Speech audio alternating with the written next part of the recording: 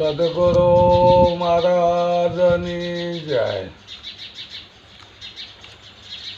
આપણે કાયમથી કહેતા આવે છે વડીલો માણસો કે ભાઈ વ્યામની કોઈ દવા નથી. વ્યામનું ઓહર કે ન હોય, પણ વ્યામનું ઓહર પ્રેમ છે. પ્રેમ હોય અહીંયા વ્યામ ન હોય, અને વ્યામ હોય અહીંયા પ્રેમ નથી હોતો.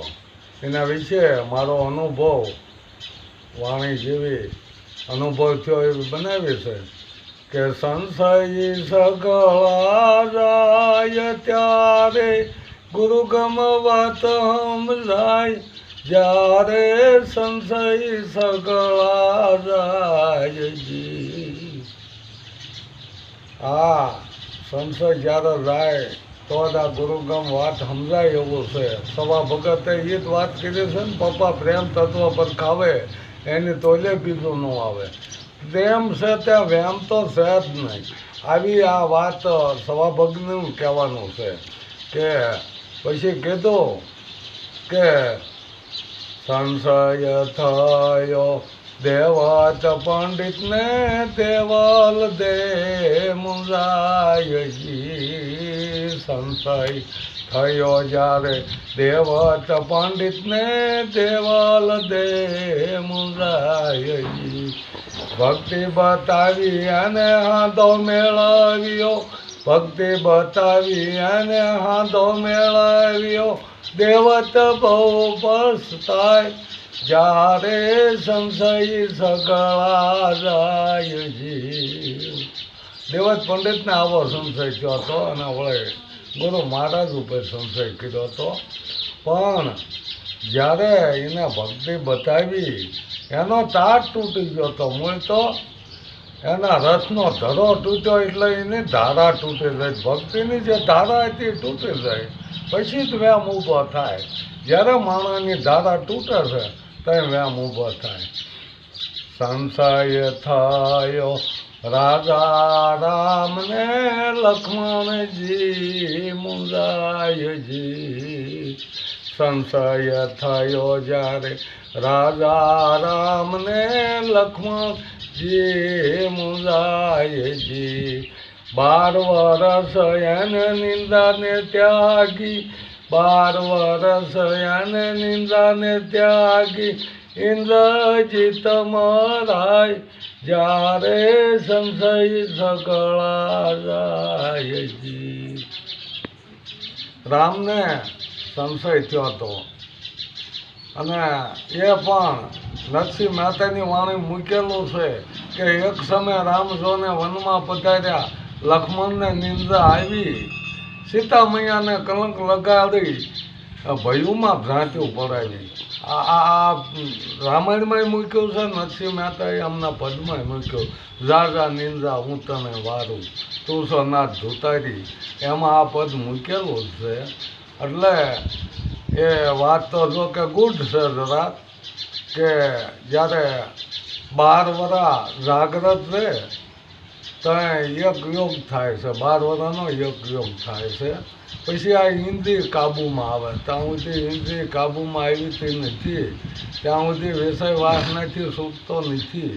એટલે આ જાગ્રત નગરીમાં સોરને લૂંટે, જખમારી કા જમદૂતા. એટલે એમ 12 વર્ષનો એક યોગ પૂરો કર્યો હતો અને એ ઇન્દ્રિયના વશ કરી શકે. વાત અહીંયા જ પડી છે. સંશય થયો જ્યારે ભોળા શંભુને ગણેશ શીશ કપાયજી. સંશય થયો જ્યારે ભોળા શંભુને ગણેશ શીશ કપાયજી. કુંજર મારીને શીસડાયું, કુંજર મારી શીસડાયું. જગતમાં પૂજાય જ્યારે સંશય સગળા જાયજી. આજે કાળમુખ હોય ત્યાં સુધી પૂજાય ને, એને કાળમુખ કીધું. એ ગોરમુખ લાગે, ગુણ એમાં લાગે, એટલે ગોરમુખથી પૂજા થાય. એમ આ એક ભેદમાં વાત પડે છે. કે ભોળાશંભુ જ્યારે તપ કરતા મેરુ પર્વત માથે ત્યાં નારદજી જ્યાં અને કીધું કે તમે કેટલા ટાઈમથી અહીં આવ્યો કે મારે 12 વર્ષની સમાધિ લાગે, 12 વર્ષ થવા આવ્યા. તો કે તમારા ઘીરે 500 વર્ષના બાળકો રમાશે એ કોના છે? એટલે ક્રોધિત થઈને આવે છે, એ ભૂલી જાય બધું. એ સમજ્યા?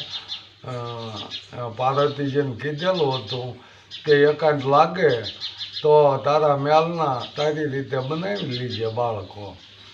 એમ આ વાત ગુડ રહી છે અમારે, પણ શાસ્ત્રમાં આ રીતે જોડી દીધેલી છે.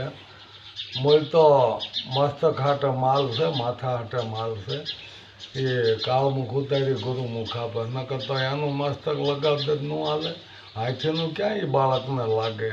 પણ જે હાથીનો ગુણ છે, લાંબા શ્વાસ છે, લાંબી સૂઝ, મોટા કાન છે, બધું સાંભળે છે, બધાયનું સાંભળે છે, મોટું પેટ છે કે જેટલું હોય એટલું સમાવેશ કરી શકે. આવી સ્થિરતાને લઈને એ અહીંયા ગુણને ઠેરાયો છે, અને ગુણની પહેલાં જ પૂજા થાય, અવગુણની પૂજા થાય નહીં. આ વાત અહીંયા પડી છે. પછી ગોરો પ્રતાપે પોષો કે છે, સંશયથી સંશય નો જાયજી. ગુરુ પ્રતાપે પોષો કે છે, સંશયથી સંશય નો જાયજી.